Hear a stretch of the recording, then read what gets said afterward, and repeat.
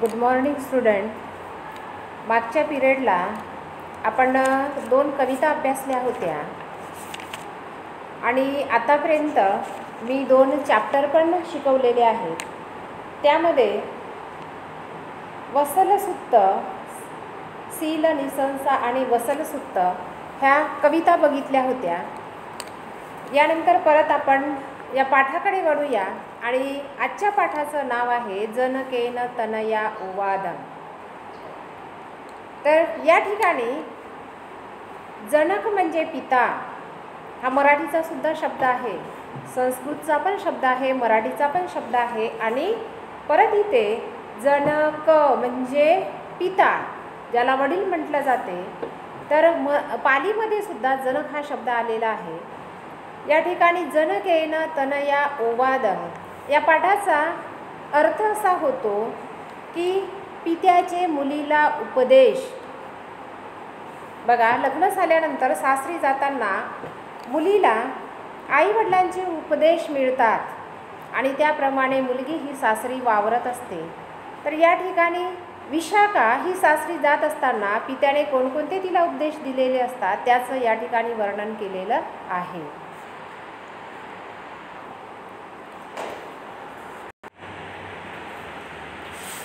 जनकेन तनया ओवादम या पाठामध्ये विशाखा ही कन्या असते आणि तिचा विवाह झाल्यानंतर तिचे वडील, इथे जनकचा अर्थ होतो पिता.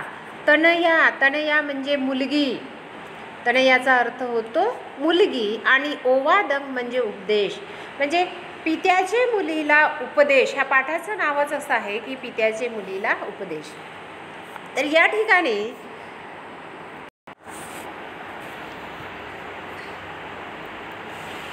ठिकाणी जनक म्हणजे पिता त्या विशाखाला सासरी जाताना 10 गोष्टी सांगतात आणि त्या 10 गोष्टी म्हणजेच उपदेशात्मक दिलेले 10 विचार, 10 वचन. तर आपल्याला या पाठामध्ये पित्याने मुलीला कोणत्या 10 गोष्टी सांगितलेल्या आहेत किंवा कोणते 10 उपदेश सांगितलेले आहेत याविषयीची या पाठामध्ये आपल्याला माहिती बघायची आहे. त्यापूर्वी मी तुम्हाला या पाठाची पार्श्वभूमी सांगते की या ठिकाणी विशाखा ही धनंजय आणि सुमना यांची मुलगी असते. ती 7 वर्षाची असतानाच तिचे आईवडील भिक्षू संघामध्ये प्रवेश करतात. तिचा विवाह पुण्यवर्धन नावाच्या श्रावस्तीच्या एका श्रेष्ठीशी तिचा विवाह केला जातो आणि ती सुंदर, सुशील, चारित्र्य संपन्न या प्रकारची ती विशाखा असते. परंतु तिच्या सासरी गेल्यानंतर तिचे सासरे मात्र तिच्या या वागणुकीला, ती सुंदर असते, सुशील असते, चारित्र्य संपन्न असते, मोठ्यांचा आदर करणारी असते, परंतु तिचे सासरे मात्र तिला तिच्या या विचारांमुळे ती सासऱ्यांना नकोशी होते.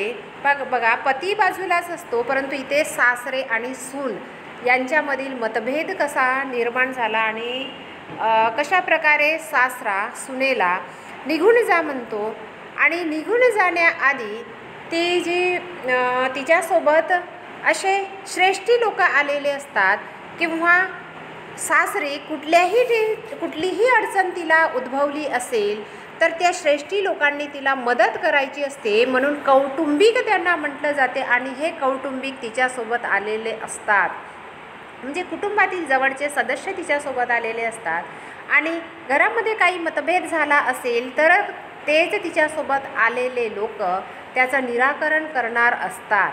आणि म्हणून हा वाद सासरचा वाद माहेरपर्यंत जाऊ नये म्हणून तिच्यासोबत हे जे 7 लोक असतात तेच तिच्या या गोष्टीचा किंवा आरोपाचं निष्कारण करीत असतात.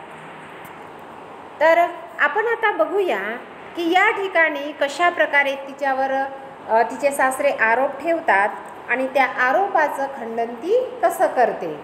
तर आपण आता पाठातील अंतर्भाग बघूया.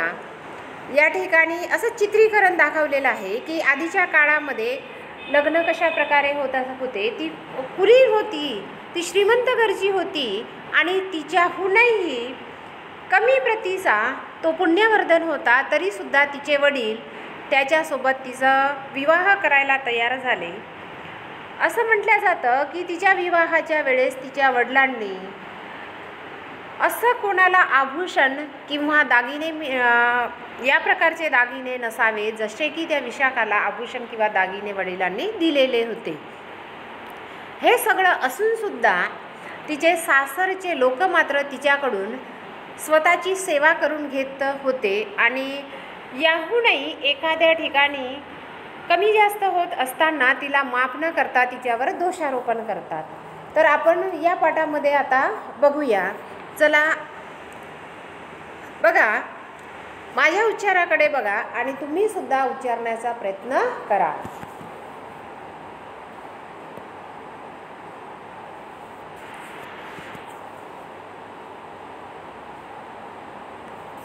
खिट्टपुब्बं पुराणकाले पंचद्वेविंशति साकिरं अंगरठ्ठे भद्दीय नगरे मेंढक शेट्टीच चंदपद्मा पुत्तस्य धनंजय शेट्टीनो अग्गमहेसिया सुमना कुच्चिस्मिं विशाखा निब्बती. आता इथे बघा काय म्हटलेलं आहे. खिट्टपुब्बं. आता खिट्टपुब्बं, पुब्बं म्हणजे पूर्वी, फार पूर्वी, ज्याला म्हटलं आहे पुराण काले. प्राचीन काळात, पुराण काळात पंचद्वेविंशति 2500 वर्षापूर्वी, पंचद्वेविंशति 2500 वर्षापूर्वी अंगरठ्ठे. अंगरठ्ठे म्हणजे अंगराष्ट्र. अंगरठ्ठेचा अर्थ होतो अंगराष्ट्र.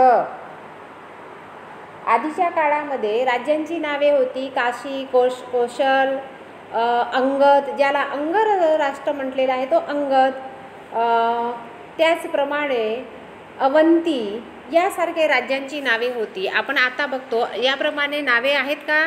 नाही. आपल्या या भारतामध्ये आज आपण महाराष्ट्रामध्ये राहतो आहोत. या ठिकाणची भाषा मराठी आहे. तर गुजरातमध्ये राहणाऱ्या लोकांची भाषा गुजराती आहे.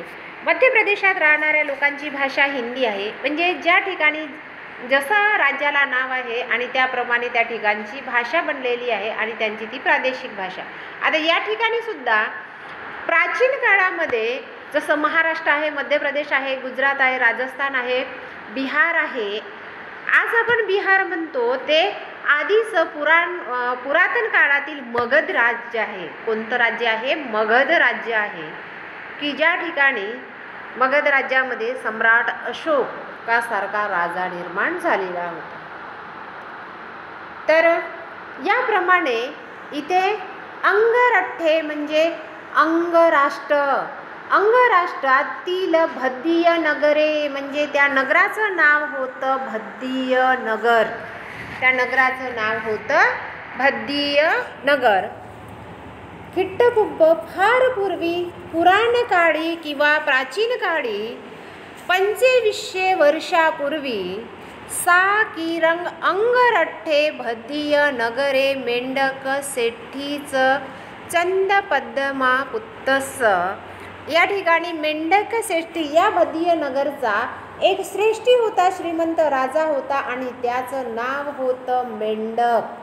आता मेंढक म्हणजे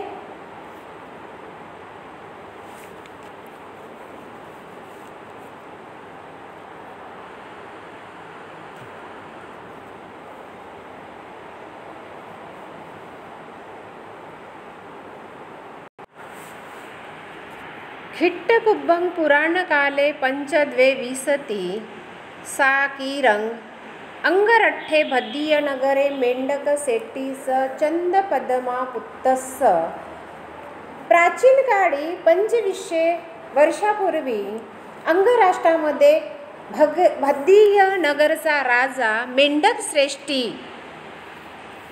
या मेंढक श्रेष्ठीचा पुत्र ज्याचं नाव आहे धनंजय, या धनंजय श्रेष्ठी आणि त्याची पत्नी मेंढक श्रेष्ठी आणि त्याची पत्नी चंद्रपद्मा, तिचं नाव होतं चंद्रपद्मा. मेंढक श्रेष्ठी आणि चंद्रपद्मा यांचा पुत्र कोण? मेंढक श्रेष्ठी आणि चंद्रपद्मा. मेंढक श्रेष्ठी आणि चंद्रपद्मा या दोघांचा पुत्र कोण? धनंजय श्रेष्ठी यांचा पुत्र धनंजय श्रेष्ठी. हा धनंजय श्रेष्ठी अग्गमहेसिया सुमना कुच्चिस्मिंग विशाखा निब्बती. आणि या धनंजय श्रेष्ठीची पत्नी कोण? सुमना. धनंजय श्रेष्ठीची पत्नी सुमना, या सुमना आणि धनंजय श्रेष्ठीला विशाखा नावाची मुलगी जन्माला आली. परत एकदा सांगते की 2500 वर्षापूर्वी प्राचीन काळात अंगराष्ट्र नावाचा एक राज्य होता आणि त्या राज्यामध्ये भद्दीय नगर, या नगरचा श्रेष्ठी मेंढक श्रेष्ठी आणि चंद्रपद्मा यांचा पुत्र धनंजय श्रेष्ठी. धनंजय श्रेष्ठी आणि त्याची पत्नी सुमना यांना एक मुलगी जन्माला आली. तिचे नाव होते विशाखा. तिचे नाव काय होते? विशाखा. विशाखा हे म्हणजेच विशाखा. त्यानंतर तस्सा सत्तवसिक काले, तस्सा सत्तवसिक काले खिट्टकुब्बं पंचसती पंचदशमो वस्ये सत्ता शैल ब्राह्मण वादितं बोधनेय बंधनानं उपनिषय संपत्ती दिसवा. या ठिकाणी काय म्हटलं आहे की जेव्हा विशाखा 7 वर्षाची होती, जेव्हा विशाखा 7 वर्षाची होती किंवा 7 वर्षाची असताना पंचदशमो वर्षे 50 वर्ष त्या शैल ब्राह्मणांनी काय केलं होतं की बोधी प्राप्त केली होती. 50 वर्षापर्यंत भगवान बुद्धांचा अनुयायी तो श्रेष्ठी होता आणि त्या शैल ब्राह्मणाविषयी भगवान बुद्धाने ऐकलेलं होतं. काय ऐकलेलं होतं की हा जो श्रेष्ठी आहे शैल ब्राह्मण वादितं, म्हणजे त्या शैल ब्राह्मणाविषयी सत्ता म्हणजे शास्ता आणि शास्ता म्हणजे भगवान बुद्ध. भगवान बुद्धांनी त्या श्रेष्ठीविषयी असं ऐकलं होतं की हा श्रेष्ठी बोधी प्राप्त करू शकणारा आहे, याने खूप साधना केलेली आहे, हा बोधी प्राप्त करणारा आहे. आणि म्हणून महाभिक्खू संघ परिवारो चारिक चरमानो तंग नगरंग पापुनी दिखाती.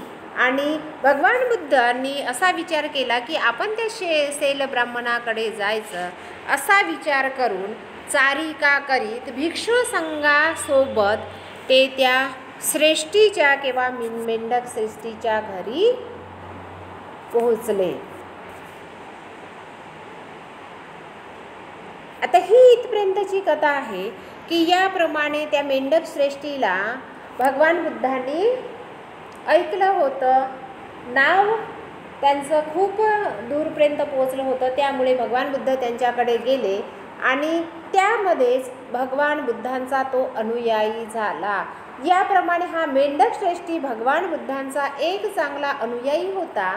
त्याचा मुलगा धनंजय श्रेष्ठी, पत्नी धनंजय श्रेष्ठीची पत्नी सुमना, आणि यामुळेच या 7 वर्षाच्या मुलीमध्ये सुद्धा भगवान बुद्धांविषयी आदर आणि प्रेमाची भावना निर्माण झालेली होती. म्हणजेच ती एक, त्याला आपण असं म्हणू शकतो की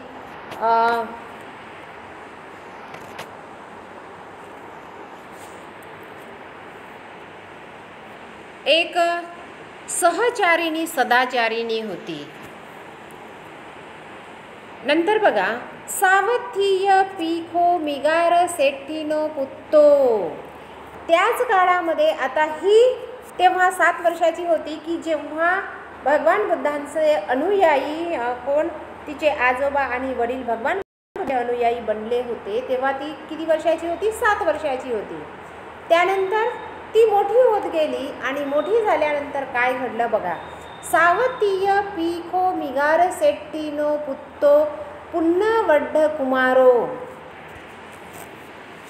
तिचे वडील भद्दियनगरचे होते आणि हा एक श्रावस्तीचा एक मिगार श्रेष्ठी. या मिगार श्रेष्ठीला एक पुत्र असतो आणि त्या पुत्राचं नाव होतं पुण्यवर्धन, पुण्यवड्ड कुमारो, पुण्यवड्ड कुमारो म्हणजेच पुण्यवर्धन. इथे लिहिता येणार नाही मला, परंतु लिहिण्याचा प्रयत्न करते. पुण्यवर्धन, त्याचं नाव आहे पुण्यवर्धन. तर हा पुण्यवर्धन नामं वयोपतो कालेन खिट्टपुब्भं चतुसत्तिसत्तवसे परिणय विशाखा 15 वयस अहोसी. काय म्हटलेलं आहे की तो पुण्यवर्धन नावाचा श्रावस्तीचा मिगार श्रेष्ठीचा पुत्र, त्याचं नाव काय होतं? पुण्यवर्धन. तो वयोपत्त वयात आल्यावर खिट्टपुब्ब 34 तो 34 वर्षाचा असताना त्याचा परिणय विशाखा 15 वयस अहोसी. आणि ही विशाखा किती? 15 वर्षाची होती आणि तो 34. तर हा जवळपास 34 वर्षाचा वगैरे असेल आणि ही विशाखा 15 वर्षाची. तर या पुण्यवर्धन बरोबर या विशाखाचं काय परिणय म्हणजे विवाह झाला. आता विवाह झाल्यानंतर काय झालेलं आहे? इमिनापन पिता इधागमन काले, इमिसा पण पिता इधागमन काले इमं ओवादंतो गुहे पटिछन्ने 10 ओवादे अदासी. त्यानंतर इमिसा पण पिता, तिच्या वडिलांनी विवाह झाला. विवाह झाल्यानंतर तिच्या वडिलांनी काय सांगितलं? इमिसा पण पिता, तिच्या वडिलांनी इधागमन काले म्हणजे निघण्याच्या पूर्वी, वडिलाच्या घरून निघण्यापूर्वी. इधागमन कालेचा अर्थ होतो निघण्यापूर्वी किंवा तिच्या सासरी जाण्यापूर्वी. इमंग ओवादंतो गुहे,